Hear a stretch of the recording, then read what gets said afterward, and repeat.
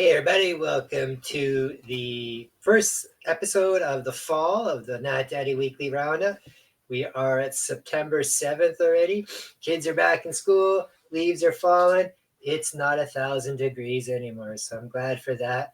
Other than that, let's jump right into our weekly show. We like to cover weekly roundup here. We cover, I find what is newsworthy of the week, especially all the new books that come out. I grab a handful. I grab as many as I can, actually. A little bit of a smaller pile this week, sometimes larger pile.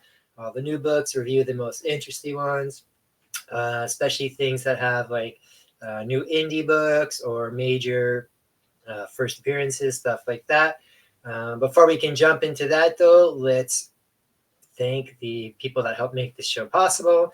204 Comics, local comic book store in Winnipeg. That's where we do most of our comic book shopping, whether it's new books, some older books, supplies, and definitely where we pre-order all our stuff with our pull list, our FOC. So we do a video of that, if not putting up definitely the FOC dates for this week later on today or tomorrow. We got Primo's Wrestling, live wrestling events out of Winnipeg. Awesome. I love working with those guys. Pro wrestling is a lot of fun, a lot of storytelling, just a lot of amazing athletes putting stuff on. They had their show last weekend. They had 4 shows actually last weekend, 1 per day on the long weekend at the fall fair and that. And this week, or this next show for them coming up is October 1st, Flipping the Script, where they're bringing in Flip Gordon. So that'd be a great show against Mentalo. Hope to see you all there. Like I said, October 1st, 8 p.m. start at the Pyramid. And we do have tickets available for that. So if anybody wants to go, let me know. And we will hook you up with some tickets in there. So that should be fun. Also starting this weekend, we have the Things Are Getting Sketchy stuff. So things are getting sketchy starting up this weekend again. Done for the break for the summer. So we're starting off the Saturday night, 7 p.m. Eastern. In theory, there's always issues and people, showing up a little bit later and whatnot. We're starting off with a banger. We got Tags 90s. So think Fox Kids 90s. So anything that was on the Fox Kids in the 90s, not even Fox Kids, but anything like cartoon wise or comic book wise and of the 90s, it's up for grabs here. We got Carl Waller being on there. We got Bob Tkach on there. Thomas Day, the sculptor, and for the first time ever, we got Adele Bourgeal. I'm hoping I didn't butcher her name there. So Adele Bourgeal will be on as well. So I'll be hanging around this episode. I won't be hosting it. Stefan's hosting it, but I will be there for the following week. So first week where I'll be hosting will be on the 16th. But definitely check this one out. It's a lot of fun. Anything's up for grabs. Anything 90s cartoon comic related. So as you can see in the photo there, there's a ton of properties in there. So Street Sharks. What else? We get some X-Men, of course. South Park, Odd Parents, Johnny Bravo, Simpsons, Tiny Toons. Turtles was in there. Dino Riders was in there. So any RoboCop was in there, the cartoon. Anything you can think of 90s cartoons, definitely up for grabs. All right. And of course, we have ourselves, Nat Daddy. These are exclusives. They are up in the Nat Daddy webpage. Do check that out, natdaddycollectibles.com. And also, I know you're watching on Facebook and YouTube probably right now. But if you guys could join the YouTube Nat Daddy page, that'd be great there, just so we can get those subscriber numbers up so I can broadcast live on there. Because they don't let you do live on there unless you have so many subscribers. And I like to do the wrestling events live. So hope you enjoy that. And I also hope you guys enjoy the Omni reviews I've been putting out lately. Been hammering through those. Did the Turtles Batman one, did the Catwoman one, and now I'm working on Red Sonja. And before we had Masters of the Universe too, so trying to hammer away, but that's a lot of reading. But I'm enjoying the Red Sonja one right now, so hopefully have that for you soon. First book we're going to start off this week is Birds of Prey. I read this physically, but I have the blank cover. A a lot of these books, when they come out with number ones, I get blank covers if they're available, because I like to give those to my artist friends and get some cool artwork done. So hopefully gonna have a show of all that coming up pretty soon too. We'll see. All right. Birds of Prey number one. I enjoyed this so far. It's a new team here being put together by Black Canary. Doesn't really say what the team is being put together for, and she doesn't really tell a bunch of the team members as she's recruiting them what it's for, except she is putting this team together to rescue her kind of adopted sister slash daughter, Cynthia, which all these people do know of here. So in here, she first off recruits Batgirl, Cassandra Cain there, then Big Barda, then Zealot, I believe her name is at the bottom there, and then Harley Quinn as well too. So pretty neat lineup there, a little bit different, and yeah, I enjoyed this so far. Kind of funny. Yeah, it's pretty good. It's good kind of Suicide Squad with Birds of Prey though. Also from DC this week, we have Fire and Ice, Welcome to Smallville. Lots of fun here. We have the two characters, Fire and Ice, who've been kind of, I won't say grounded per se, but Superman and the rest of the Justice League have kind of asked them to take a low profile a little while, and Superman's actually sent them up back in Smallville. They were staying at the farm for a little bit with Martha Kent, but they've decided to move into the actual town of Smallville. They've rented out a building that has a hair salon, and they're going to kind of try and set up a life there for themselves. Looks like they're going to, seems like they're going to kind of try to set up like almost like a Smallville Birds of Prey type of thing. Lots of fun here. If anyone is familiar with the kind of Justice League International stuff, where Fire and Ice did kind of make their name in that. Lots of funny stuff going on there. So I won't say breaks the fourth wall type of thing, but very close to. So if you're a fan of like Deadpool, or if you're a fan of like I said, the Justice League International stuff, or Dan Jurgens JSA stuff, this is definitely right up your alley.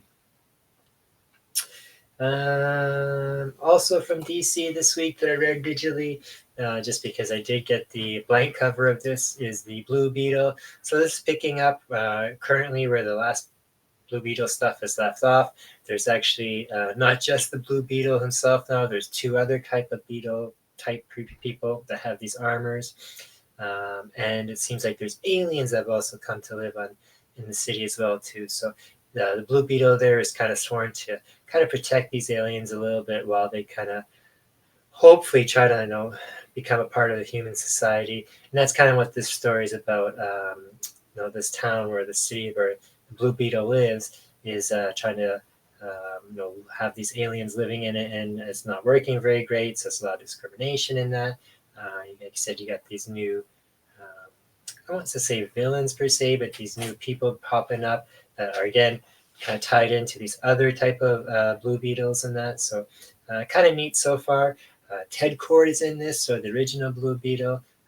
He's kind of mentoring the younger Blue Beetle as he mentors the even newer kind of people in that. So neat so far. I haven't seen the Blue Beetle movie yet. I hear it's pretty good. When it does come out on streaming or video or whatever, I'll check that out as well too. But this comic is all right. Really good artwork in here. So if you're a Blue Beetle fan so far, liking the new stuff, you're gonna like this as well, I think. And I think if you're maybe thinking of being a Blue Beetle fan, probably a good jumping off point. All right. And let's see here. Actually, before I jump into all the raw books that I saw this week, one thing else I would like to point out here is I watched the Teenage Mutant Ninja Turtles Mutant Mayhem movie last night. It's neat. I liked it. It's enjoyable. It's funny. It's faithful to the original material in some stuff, but definitely been updated in other stuff. April O'Neil's a little bit different. Splinter themselves is a little bit different. But I did enjoy it. Seth Rogen is one of the people that helped reboot this and that, so we got a lot of comedy and a lot of humor in here. Pretty fun. It takes a few minutes to get used to the new kind of animation they use in there, but don't let that turn you off. After a couple of minutes of getting used to the new animation. I think you're gonna kind of like it. It's kind of like the Into the Spider-Verse stuff, where it has like totally new type of animation that hasn't been used before. So it's a little strange at first, but once you get used to it, it's pretty cool. So yeah, I liked all that. I liked all the characters. Quite a few characters from the Turtle universe in here, heroes and villain wise in that, and a lot of good voice talents in here too. So pretty good. So if anyone's thinking of watching this or have kids and they want to watch it, definitely watch it with them. This is probably the first Turtle movie I've enjoyed since like the original first couple.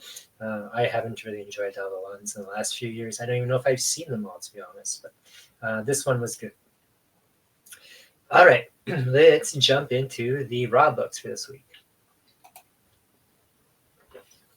All right, first on our list was from Image Studios. We have Kill Your Darlings. Interesting book here. I quite enjoyed it. Great artwork in here as well too.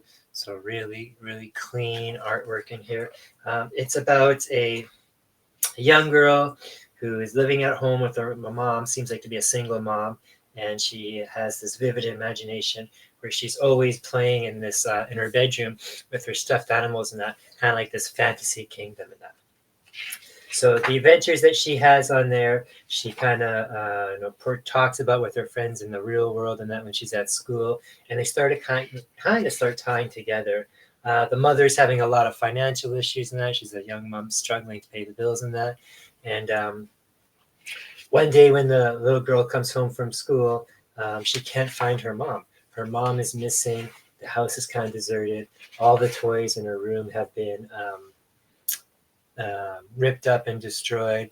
And in her play universe, it seems like someone has come in and kind of wiped out the fantasy land there. And it seems like what's going on in her mind and her fantasy land and in real life is this great evil has come, and now is wreaking havoc in that. So her imaginary castle is set on fire by this person, and she kind of comes out of this trance and that, and her house is set on fire at the same time as well too. So like you said, these things are going on at the same time, and her mom's missing as well too. So Kill Your Darlings, really, really interesting. Parker Sheridan, Quinn and Hill from Image, and a nice cardstock cover as well too. So I really like this one so far. I could definitely see this being turned into a movie.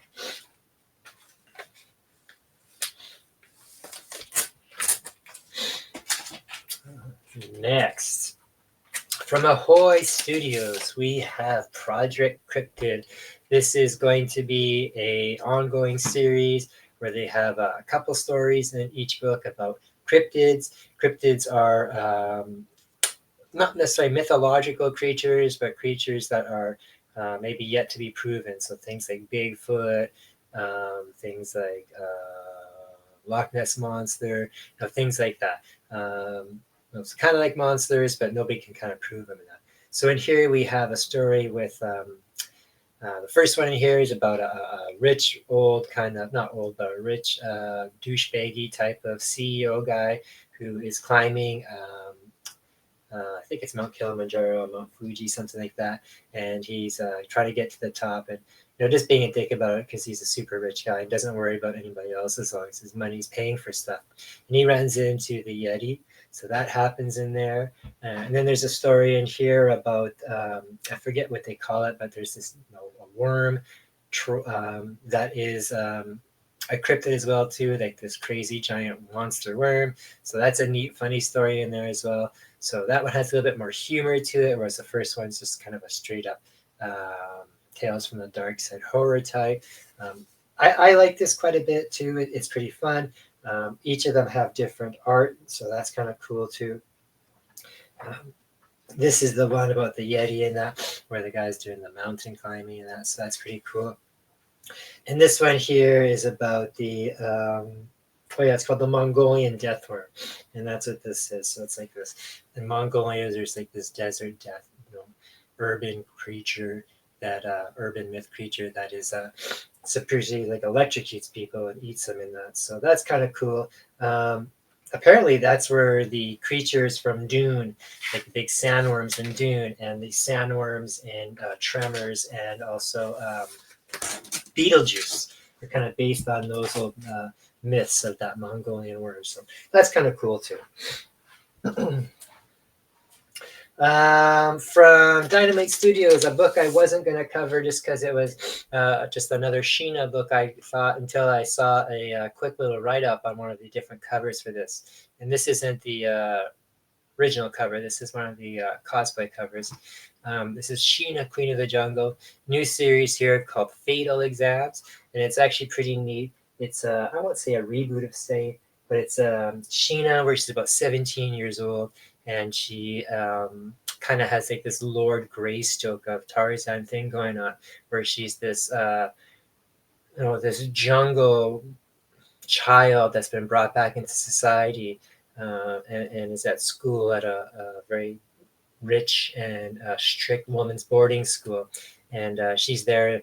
The world thinks to become more ladylike and more sophisticated in that, but she's really there to investigate something. So it's kind of neat there. So it's a neat little reboot of where she's playing like this this dumb kind of savage, never been in the real world young woman at a boarding school, and all the cattiness and stuff that goes on with a school like that. And at the same time, she's also the prowling around trying to figure out stuff as Sheena and keep the two identities separate. So really neat so far. A different take on normal Sheena stuff here. And as per usual in Dynamite books with Sheena and Vampire and stuff like that, some really great art. So this one I kind of recommend. Normally these are books you just kind of pass on and that, but this one's kind of a neat story. So if you're thinking of trying something out a little bit different, it's a little bit of a quieter week and you're not sure what to spend your couple bucks on, check out that Sheena, Queen of the Jungle, Fatal Exams. All right. What else we got here? From Dark Horse Comics, we have a new He-Man book here. We got He-Man, Masters of the Universe, The Forge of Destiny. So this one here is kind of a year one telling, so almost like a pre-telling of what has happened in the He-Man stuff so far. So it is all canon in that, and it all does tie into the stuff that has been going on for the last few years. And that Tim Steele's still writing it. So this does go with the giant He-Man omnibus that I read for you guys and reviewed a couple weeks ago, even though that was DC and now this is Dark Horse. They have taken over the property. But yeah, so it's kind of a year one thing here. So He-Man, Prince Adam has just become He-Man. He's just struggling to still balance the identity, keeping them separate. Eternos, where the city or the planet that He-Man protects, where his father's the king and he's the prince. They're still getting used to him just going around because he just pops up every once in a while. You get a little bit more information going on, backstory about Skeletor and that. So pretty good so far. I'm a He-Man fan, so I like this. Anyone who is a He-Man fan or anyone who's enjoyed the He-Man stuff that's been on Netflix, definitely check it out.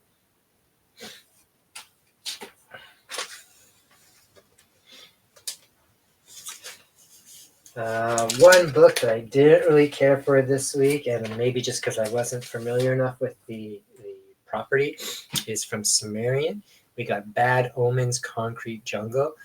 I myself am not familiar with them, but Bad Omens is apparently a mega hit band. Okay. And they put out this comic where it's Concrete Jungle.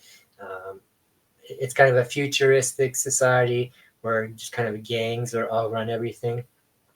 The Bad Omen gang has taken over one of the last remaining art museums that have not been taken over, and now they kind of want to auction off all the remaining art. And now they're also kind of like this gang war with other gangs and stuff. They're trying to take it for themselves and that. So I didn't understand it a whole lot.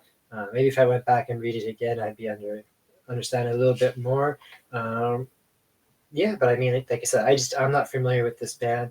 Kind of a futuristic thing. Almost has a lot of John Wick action scenes and that going on, and fighting between the gangs and that for in this museum and that. So I'll definitely check it out, maybe read it again. I will definitely pick up the second issue just to see if it kind of expands on it and catches my interest a little bit more. But this one, like I said, I was a little unsure of the first time. So. Bad Omens Concrete Jungle from Sumerian. So now I'm curious to see what this Bad Omens band is. So it's probably a heavy metal band or something I'm just not familiar with. All right. From Boom Studios, we have a creepy one here. You can definitely tell that Simmons doing the cover there. This is from, like I said, from Boom Studios. Zach Thompson doing the writing. Hunt for the Skinwalker. So if anyone here is familiar with the Skinwalker Ranch in Utah, it's a place that's been talked about since the 60s and 70s. It's a area of land, like I said, in Utah, particularly this one farm ranch area that has a lot of supernatural and strange things happen on it. Some people think it's things like the Skinwalker, which is like are creatures that are been around for many, many years. They're kind of like demons type of thing that I know the Native Americans and that are very familiar with them. Animal spirits that go around and just kind of kill and cause havoc and that, and are able to change into animals or into whatever they want. A lot of it has to also been associated with alien abductions, and in this book we see a bit of both in here.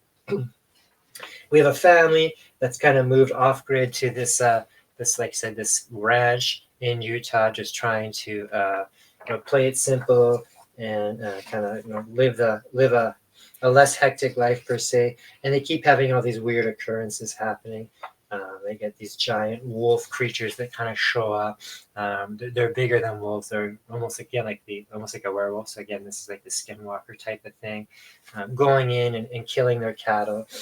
They have things happen to them, like the mom will go, come home from grocery shopping, and she'll put away all the groceries, and then just to have them turn around, and then they'll all be back in the bag.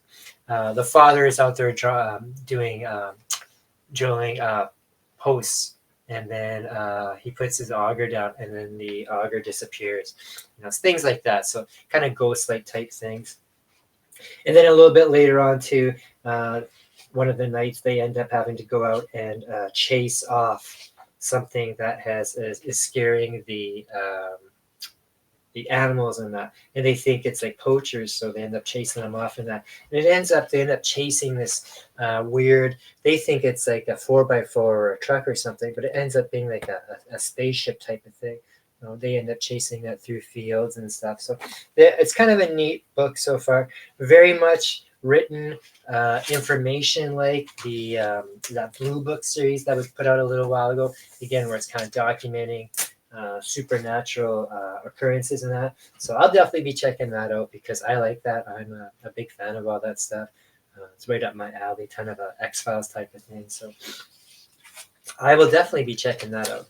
And also too, I always like Martin Simmons cover work there. He always does creepy stuff like for that, or Nice House on the Lake, or Razor Blades, or Something's Killing the Children. So pretty cool book.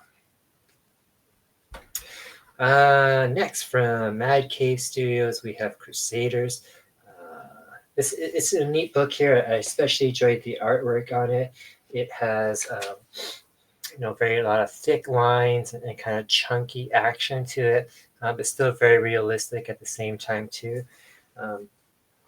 You have this kingdom of this knight where he's going around just trying to be like a Knights Templar type of thing. His mission is to kill these people who are unholy to God and that. And one time while he's dealing with these, these blasphemers, and during a ritual on that, where he finds them inside like a cave, he ends up going into disrupting the ritual while they're doing it, and it ends up sending him into kind of like this this fantasy type world, for lack of a better world in that or word. So he ends up falling in there amongst a couple goblins that are carrying off a creature for their dinner and that. So he ends up killing the goblins and rescuing this creature, and now the creature is going to be a guide for him to in this foreign land to help him get home. So it's neat little start so far. And the big baddie down there, I guess, which is like this god type thing, has sent out one of his undead to track this guy down and I guess deal with him in that. So pretty neat start so far. Like I said, some awesome artwork. I really quite liked it. Yeah, if you're a fan of fantasy and things like that, or even the Knights Templar, this is a pretty cool book so far. So Crusader from Mad K Studios. All right. What else we got here? We got a couple more. From Archie Comics, we got Sabrina, the Teenage Witch, annual spectacular. So one, it's got a great cover by Dan Parent, who is coming to town in Halloween weekend for Winnipeg Comic Con. So I will definitely be getting this autographed by him. This has the return of Amber Nightstone, which is a fairly new nemesis to Sabrina. She's showed up a couple times now. And in this issue, she introduces two more, I guess, people in her group. They call themselves the Trinity, which is Jade and Sapphire. So two more witches who are working with this Amber Nightshade, and they like to capture and absorb the powers from other witches, and they want to get out of the witch world and become part of the real world like Sabrina, where they can cause more harm in that. So story in here that introduces them into the fold, and then there's a couple other stories in here afterwards that are a little bit older stories of Sabrina, one being the first appearance of Sabrina, which is always kind of cool too. So again, this is a very neat book.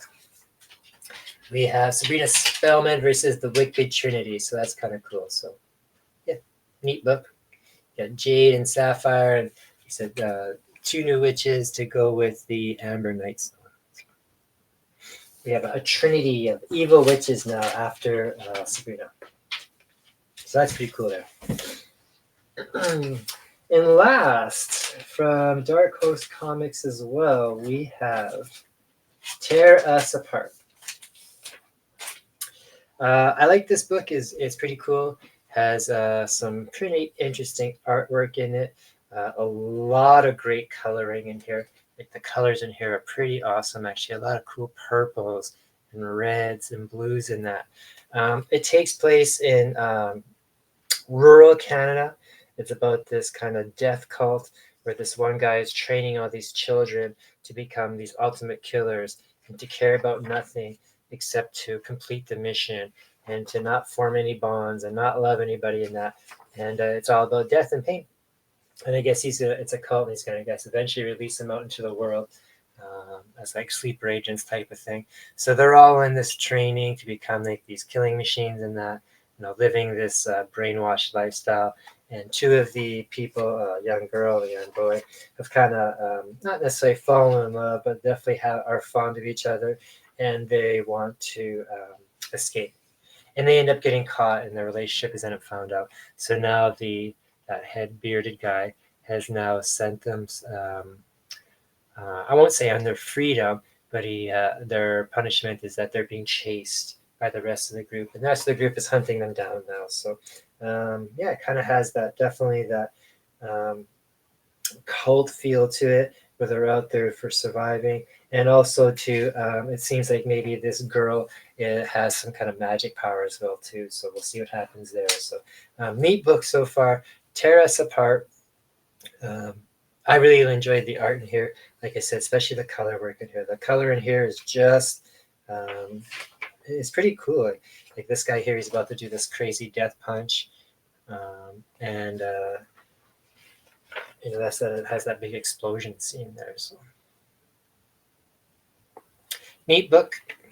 Tear Us Apart.